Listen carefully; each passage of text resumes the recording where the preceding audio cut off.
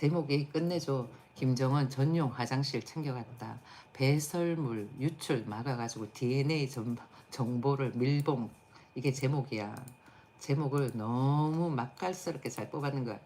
엄청나게 읽어보면은 김정은 북한 국무위원장이 이번에 방중길에 전용 열차 태양호 그러네요. 이 태양호를 이용을 해가지고는 중국으로 간 거야. 보면은 건강 상태, 유출, 암살 등을 방지하기 위해 가지고는 특수 장비가 설치되었다. 태양호는 이런 특수 장비가 설치되었다 그러네요. 일본 니혼게이사 신문은 2일 한국과 일본 정보 기관을 인용해 가지고는 이번 전용 열차의 김 위원장의 배설물을 통해 가지고는 건강 정보가 외부로 유출되는 것을 막기 위해 전용 화장실이 설치된 것으로 전해졌다고 보도했다. 누가 관심 가진다고? 그렇지 않아요? 관심 가진 사람이 얼마나 된다고? 아무튼 또 쭉 읽어보면은 매체에 따르면 김 위원장은 북한 내에서 군 관련 시설, 공장 등을 방문할 때도 차량 내에 전용 화장실과 개인 욕실을 설치해 이동했다고 한다. 여기 또 보면 매체는 또 북한이 2018년 판문점, 저 때는 문재인하고 대화로 평화통일 그걸 외칠 때잖아. 또 보면은 2018년 판문점 남측 지역인 평화의 집에서 남북 정상회담이 열렸을 때나 같은 해 싱가포르에서 북미 정상회담이 열렸을 때도 전용 화장실을 운반해 온 것으로 알려졌다고 소개했다. 그러면 적응 안 된다. 그 다음번에 또 보면은 김 위원장이 2019년 북미 정상회담을 위해 가지고는 베트남으로 향하던 도중에 중국 남부 난닝의 역 플랫폼에서 담배를 피웠을 때 여동생인 김여정 당시 노동당 제1부부장이 재떨이를 들고 있다가 꽁초를 수거한 것도 생체 정보 보호를 위한 것으로 니케이는 해석했다 그러네요. 그럴 수도 있겠다. 니케이는 침이 묻은 담배꽁초에서 김정은의 건강 상태를 파악할 수 있어 수거한 것으로 보인다. 그러니까 외부 사람들이 그걸 주워가지고는 김정은이의 건강 상태가 어떤지 확인하는 그 자체가 싫어서 다 해수를 해가는 것 같아. 그거일 거라고 분명히. 니케이는 침이 묻은 담배꽁초에서 김정은의 건강 상태를 파악할 수 있어 수거한 것으로 보인다며 당시 김정은은 자신이 사용한 성냥을 손에 쥔 성냥갑에 다시 넣었다고 전했다. 이어 북미 정상회담 등에서 호텔을 이용할 때는 수행원이 김정은의 모발이나 침 등의 흔적을 모두 지우는 작업을 하고 김정은이 사용한 모든 식기류에서 체액 등 DNA 정보를 완전히 제거한다고 설명했다. 철두철미하다. 그렇지 않나요? 철두철미하다. 한치의 정보도 새어나가서는 안 된다 이러면서. 또 보면은 김 위원장이 접촉하는 것에서도 세심한 주의가 이루어져 정상회담 서명식 등에서는 주최 측이 준비한 펜 대신 자신들이 사전에 챙긴 펜을 사용해 지문을 채취하지 못하도록 한다고 덧붙였다 그래요. 북한은 김 위원장에 대한 암살 경계는 물론 철저한 소독에도 여념이 없어 2018년 남북 정상회담에서는 수행원들이 김 위원장이 앉을 의자에 소독약을 뿌리고 등받이, 팔걸이 등을 여러 차례 닦았으며 공중에도 소독약을 분무했을 정도였다고 니케이는 전했다. 저런 북한이 무슨 대화로 평화통일 뭐 운운한다? 아서라. 그러니까 이제는 달러 줘가면서 평화 운운은 나는 아니라고 봐요. 절대적으로. 그러니까 누가 맞다? 윤석열 전 대통령이 맞다라는 거지. 윤석열 전 대통령 북한에 달러를 주자 이게 아닌 주지 말자라는 주의자예요. 그러니까 북한에 달러를 줘가지고는 북한이 군사력을 강화를 시키게 만든 그런 종북주의 무리들, 그런 무리들이 스파이라는 거지. 아니면은 그들이 생각했던 그 판단이 오류인 거고. 그렇잖아요. 여기 또 쭉 읽어보면은 북한 문제에 정통한 한국 관계자는 신문의 최고 지도자의 건강 정보는 북한 체제에 중대한 영향을 미친다며 모발이나 배설물 등을 유출시키지 않기 위해 북한은 최고 지도자의 생체 정보 밀봉에 각별한 노력을 하고 있다고 말했다. 그러니까 내가 추적했는 게 뉴스를 쭉 읽어 내려가면서 보니까 맞다라는 거야. 근데 또 한편으로는 북한 입장에서 생각을 하면은 이렇게 우리나라에서 그렇게 생각하고 판단하고 하는 거는 별 문제가 되지는 않겠지만 다른 나라에서 뭔가 이렇게 판단을 하고 하는 거에 대해 가지고는 조금 이렇게 처단할 필요가 있다라고 생각을 하고 저런 것일 수도 있지 않을까 생각을 해보는 거지. 그냥 내가 생각을 했을 때. 아무튼 또 이렇게 또 쭉 보면은 여기 보면은 이 방중에 관해 가지고는 뉴스는 많아요.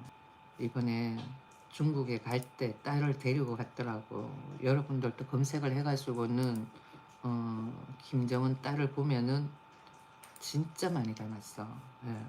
크면서 점점 더 많이 닮는 것 같아. 그러니까 얘를 데려갔다라는 거는 후계자가 맞다라는 거 확정을 짓기 위해 가지고 데려갔는 거야.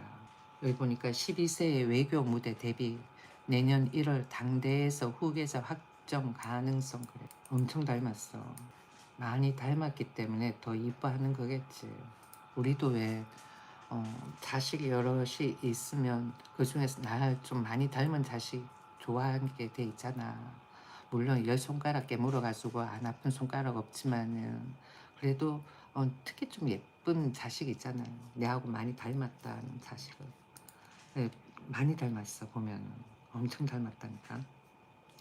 여기 보면 2일 오후 4시 중국 베이징역에 도착한 김정은은 북한 국무위원장의 뒤에는 딸 김주애가 있었다.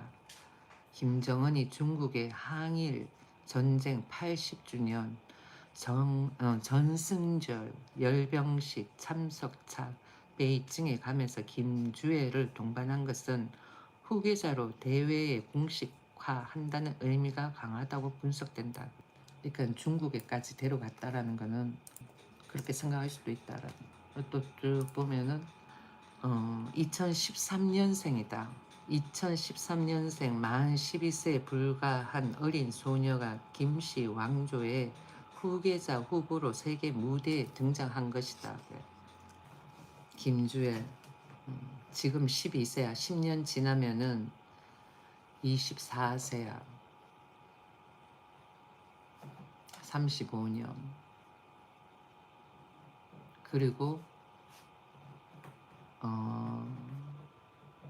6년이 더 지나고 2040년 되면 쟤는 30이야. 30이면은 저쪽에서는 승계가 가능한 거지. 또 보면은 조선중앙통신이 공개한 사진을 보면 검은색 양복에 붉은 넥타이를 메고 플랫폼에 내린 김정은이 영접을 나온 차이치 중국 공산당 중앙 서기와 악수를 나누는 동안 남색 바지 정장을 입은 김주애는 바로 뒤에 서 있었다. 그러네요. 정성장 세종연구소 부소장은 김정은이 중국 측 고위급 인사들의 영접을 받을 때 김주애가 바로 뒤에 서가지고는 지켜본 것은 김주애가 외국에서도 북한의 2인자에 해당하는 의전을 계속 받고 있다는 의미다. 김주애에게 본격적으로 외교 수업을 지키기 위한 것이라고 해석할 수 있다고 말했다. 박원곤 이화여대 교수는 김주애를 동행시킨 것은 중국과도 상의가 됐을 것이고 중국이 북한의 4대 세습을 인정했다고 봐야 한다면 김정은이 천안문 망루에 오를 때도 김주애를 공개할지가 주목된다고 했다. 김주애의 모습은 2022년 11월 19일 북한의 대륙간 탄도미사일 화성 17형의 발사 성공 보도를 통해 처음 대외에 알려졌다. 당시 조선중앙통신은 김정은이 사랑하는 자제분과 여사와 함께 나오시어 발사 과정을 지도했다며 하얀 코트를 입은 김주애의 모습을 공개했다. 하얀 코트. 하얀 코트를 내가 이야기를 했는데 갑자기 머릿속에 하얀 한복이 지나간다. 하얀 한복. 연관성은 없겠지만은 갑자기 하얀 한복이 지나간다. 또 쭉 읽어보면은 김주애의 존재는 생후 6개월 여월부터 해가지고는 세계에 알려져 있었다. 농구 강인 김정은의 초청으로 2013년 9월 방북했던 미국 프로농구 선수 출신 데니스 로드먼이 영국 언론 인터뷰에서 나는 김정은의 딸 주애를 안아봤고 미세스 리와도 이야기했다고 공개했기 때문이다. 당시 로드먼은 김정은이 좋은 아버지였다고도 했다. 당시 김주애가 김정은의 후계자로 떠오를 것이라고 예측한 전문가는 없었다. 가부장적 문화 그것 때문에. 그런데 그래도 스위스에서 공부했고 그 다음번에는 영국 문화도 조금 접하지 않았을까? 왜 영국의 엘리자베스 뭐 이런 그 있잖아요. 그렇게 했을 때에 내가 생각을 했을 때는 북한 같은 경우에는 폐쇄가 되었다고 하지만은 저번에 박근혜 전 대통령 여자분이잖아. 대통령 나왔었잖아. 그러니까 그걸 생각을 하면 충분히 가능할 것 같다라는 생각이 드는 거지. 가부장적 문화가 많이 남아있는 북한에서 여성이 최고 지도자가 되는 것은 있을 수 없는 일이라는 분석이 많아가지고는 김주의 저희가 정권을 이어갈 거라고 생각은 안 했었는데 이번에는 아니다라는 거죠. 여기 또 나와. 당시만 해도 김정은에게 2010년생인 장남이 있다는 첩보가 있었기 때문이다. 김정은은 2017년 국회 정보위에 김정은이 셋째도 출산했다고 보고했지만 성별은 명확히 공개되지 않고 있다. 하지만 2022년 공개 이후에 김주애를 향한 의존은 날이 갈수록 격상됐다. 어린 나이지만 김정은과 주요 군 시설을 찾아 군부대 사열을 받거나 주석단에 앉았고 엄마 리설주와 비슷한 머리 스타일에 굽 높은 구두를 신는 등 어른처럼 보이는 성숙한 모습이 주로 보도됐다. 많이 닮았어. 네, 엄청 닮은 거야. 보면 엄마도 많이 닮았고 아빠도 많이. 아무튼 그렇다라고 하네요. 나중에 에펙 때는 어떻게 될지 모르겠네. 우리는 뭐만 생각한다. 이것만 생각을 한다라는 거지. 뭐 당장 뭐 어떻게 되는 건 아니지만 거시적으로 생각을 했을 때 일단은 대한민국에 한반도에 전쟁이 없다라는 거는 좋은 거니까. 북한도 봐가지고는 크게 뭐 전쟁을 일으킬 생각은 없는 것 같아. 전쟁을 일으킬 생각이 있었다면은 애시당초 벌써 했겠지. 70년 동안 전쟁 없이 저렇게 왔다. 그러고는 20년 동안 우리가 달러를 쓰면서 저희들이 핵무기를 개발을 했다. 그러면은 종북 좌파들끼리 뭔가 샤브샤브한 게 뭔가 있지 않을까요? 내가 생각했을 땐 좀 그런 것 같아요. 그냥 좌파하고 종북 좌파하고는 틀리지. 그렇지 않을까? 전통 이런 걸 많이 따진다니까. 그 전통 그런 걸 또 누가 많이 따져? 우파도 극우 그런 애들도 많이 따잖아. 극좌, 극우. 나도 약간 전통 이런 거는 많이 따지지만 그렇지만은 저기 뭐야 대통령 같은 경우에는 굳이 뭐 그렇잖아. 자유민주주의 이념에서 뭐 대통령을 세습을 해. 조선시대도 아니고 투표로 인해 가지고 뽑으면 되는 거지. 또 한편으로는 한 번씩 존재감 없는 대통령보다는 뭐 의원 내각제 뭐 그렇게도 생각해 볼 수도 있지. 왜 저기 어디야 일본도 그렇고 영국도 그렇고 그렇지 않나요? 영국 한번 보자. 맞을 거야. 영국.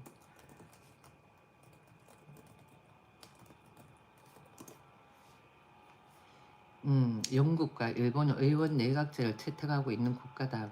그래. 이제는 전쟁은 없어야지 한반도에. 그렇지 않을까요? 음. 아무튼 만만히는 이제 종료를 할게요. 푹 주무셔요. 바이바이.